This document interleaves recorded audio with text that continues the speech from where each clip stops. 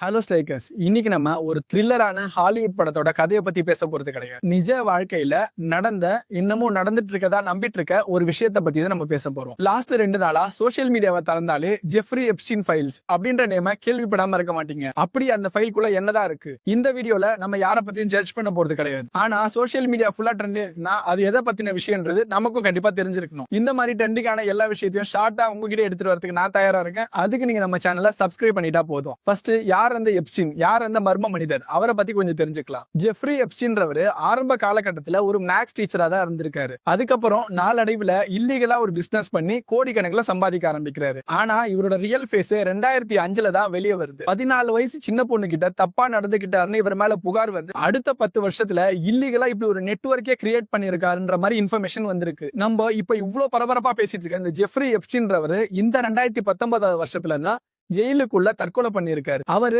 உண்மையாலேயே தற்கொலை தான் பண்ணிக்கிட்டாரா அப்படின்ற சந்தேகம் இன்ன வரைக்கும் இருக்கு. ஏன்னா அவர்கிட்ட இருந்த ஃபைல்ஸ் ரொம்பவே வேல்யூவான ஒண்ணு. முதல்ல இந்த எப்ஸ்டீன் வந்துட்டு லிட்டில் செயின்ட் ஜேம்ஸ் அப்படின்ற ஒரு தனி தீவை விலைக்கு வாங்குறாரு. அந்த தீவுக்கு நடுவுல ஒரு கட்டடம் இருக்கு. அந்த தீவை சுத்தி தண்ணி இருக்கிறதால வெளியே இருந்து பாக்குறவங்களுக்கு அந்த கட்டடத்துக்குள்ள என்ன இருக்குன்னு தெரியாது. ஆக்சுவலா உலகத்தோட முக்கியமான விஐபிகள்லாம் தனி விமானத்துல இந்த ஐலாண்டுக்கு வந்ததாகவும் அவங்களுக்காக தான் இந்த பாலியல் கடத்தல் நெட்வொர்க்கே நடந்ததா சொல்லப்படுது. இதுல உலகத்தோட பெரும் புள்ளிகளா பார்க்கப்பட்ட Donald Trump, Elon Musk, bill Clinton, இளவரசர் ஆண்ட்ரூ அப்படின்னு ஒரு பெரிய லிஸ்டே இருக்கு. பில் கேட்ஸ் இப்போ ஒரு பேட்டியில அவர் கூட நான் டைம் ஸ்பெண்ட் பண்ணது ரொம்பவே தப்புன்னு ஓப்பனா மன்னிப்பு கேட்டிருக்காரு. இதுல டொனால்ட் ட்ரம்ப் வேற எனக்கும் அவரை தெரியும் அப்படின்னு சொல்லியிருக்காரு. ஆனா இவங்க பேரெல்லாம் அந்த ஆவணத்துல 100க்கும் மேற்பட்ட இடத்துல வர்றதா கருதப்படுது. ஆக்சுவலா அந்த எப்ஸ்டீன் ஃபைலோட உண்மைத்தன்மை இன்னும் கொஞ்சம் நல்ல தெரிய வந்துடும். ஆனா அந்த எப்ஸ்டீன் ஃபைலுக்குள்ள என்ன இருக்கு அப்படின்னு பேசிட்டு இருக்காங்களோ அதை பத்தின டீடைல்ஸ் நம்ம பேசுவோம். ஆக்சுவலா இதுக்கப்புறம் தான் ஒரு பெரிய ட்விஸ்ட். 2019ல இவர் கைது ஆகுறாரு. இவரோட டைரியில உலகத்துல இருக்க எல்லா விஐபிகளோட நம்பரும் எழுதப்பட்டு இருக்கு. இவர் வாயை திறந்திருந்தாருன்னா உலகத்தோட பெரும்புள்ளிகளோட வாழ்க்கை அன்னைக்கே முடிஞ்சிருக்கும். ஆனா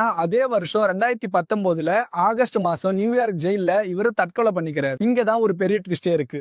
அவர் தற்கொலை செய்யும் போது அங்க இருக்க சிசிடிவி கேமரா மட்டும் ஒர்க் ஆகல. அங்க இருந்த கார்டுங்க எல்லாம் தூங்கிட்டாங்க. அவர் கொல்லப்பட்டாருன்ற ஒரு கான்ஸ்பிரசி தியரி இன்னை வரைக்கும் இருக்கு. நான் முன்னவே சொன்ன மாதிரி அந்த தீவுக்கு நடுவுல இருக்க கட்டடத்துல இருக்கிற ஒவ்வொரு சீக்ரெட் ரூம்லயும் ஒரு ஸ்பை கேமரா வச்சதாகவும், அந்த ஸ்பை கேமரால அங்க நடந்த விஷயத்த வீடியோ எடுத்ததாகவும், அதை வச்சு அங்க வந்த பெரிய பெரிய விஐபி கிட்ட பிளாக்மெயில் பண்ணதாகவும், இதுக்காக தான் எப்ஸ்டீன் தனி விமானத்தை வச்சு விஐபிகள் அங்க கூட்டிட்டு வந்ததாகவும் சொல்லிட்டு இருக்காங்க. அங்க சின்ன சின்ன பசங்க கிட்ட தவறா நடந்துக்கிறதுக்காக தான் அந்த தீவே உருவாக்கப்பட்டது. அது மட்டும் இல்லாம அந்த தீவுல ஒரு மனித கறியை சமைச்சு சாப்பிட்டதாகவும் தகவல் வந்திருக்கு. இதுல எவ்வளவு உண்மை இருக்கு, எவ்வளவு போயிருக்குன்னு இன்னும் கொஞ்சம் நல்லா தெரிய வரதான் போகுது. இதுல இன்ட்ரெஸ்டிங்கா அந்த தீவுல இருந்து தப்பிச்சதா சொல்ற வர்ஜீனியா கிஃப்ரேன்ற ஒரு பெண் என்ன சொல்றாங்கன்னா, அந்த தீவுக்கு போயிட்டா வெளியே வர்றது ரொம்ப கஷ்டம். அந்த தீவை சுத்தி ஃபுல்லா கடல் தான் இருக்கும். அங்க நம்ம சிறைவாசி மாதிரி தான் இருக்கணும். அந்த இடம் ஃபுல்லாவே எப்ஸ்டீனோட கட்டுப்பாட்டுக்குள்ளதான் இருக்கும். நம்ம ரீசெண்டா வெப் சீரிஸ்ல எல்லாம் பாக்குற மாதிரி கேட்கறதுக்கே ரொம்ப இன்ட்ரெஸ்டிங்கா இருக்குல்ல. ஆக்சுவலா டொனால்ட் ட்ரம்ப் அவரோட தேர்தல் வாக்குறுதியிலேயே எப்ஸ்டீன் ஃபைல்ஸோட உண்மைத்தன்மையை வெளியே கொண்டு வருவோம் அப்படின்ற மாதிரி ஒரு தேர்தல் வாக்குறுதியை தான் கொடுத்திருந்தாரு. ஆனா இப்போ அமெரிக்கால அடுத்த எலெக்ஷன் வரப்போற நிலைமையில இந்த மாதிரியான ஒரு கோப்புகள் வெளிவந்தா அந்த எலெக்ஷனோட ரிசல்ட் டோட்டலாவே மாறதுக்கான வாய்ப்பு இருக்கு. இது வரைக்கும் மட்டும் இந்த ஃபைல்ல 35 லட்சம் பக்கங்கள் வெளிவந்திருக்கதா தகவல் வந்திருக்கு. உங்களுக்கு இதை பத்தி என்ன தோணுது? பெரிய பெரிய விஐபிகளோட பேர் இருக்கிறது தற்செயலா நீங்க பாக்குறீங்களா, இல்லனா இதுக்கு பின்னாடி அந்த இலுமினாட்டின்ற அந்த கான்செப்ட் இருக்குன்னு நீங்க பாக்குறீங்களா? இதுல உங்களோட கருத்து என்ன கீழே கமெண்ட் பாக்ஸ் வந்து கமெண்ட் பண்ணுங்க. இதோட அப்டேட்ஸ் அடுத்தடுத்த வீடியோல நான் உங்களுக்கு சொல்றேன். அது வரைக்கும் நம்ம சேனலை சப்ஸ்கிரைப் பண்ணிக்கோங்க. நீங்க சப்ஸ்கிரைப் பண்ணீங்கன்னா தான் அடுத்தடுத்த வீடியோ உங்களுக்கு நோட்டிபிகேஷன்ல ஷோ ஆகும். சோ அடுத்த வீடியோல சந்திக்கலாம். பாய்.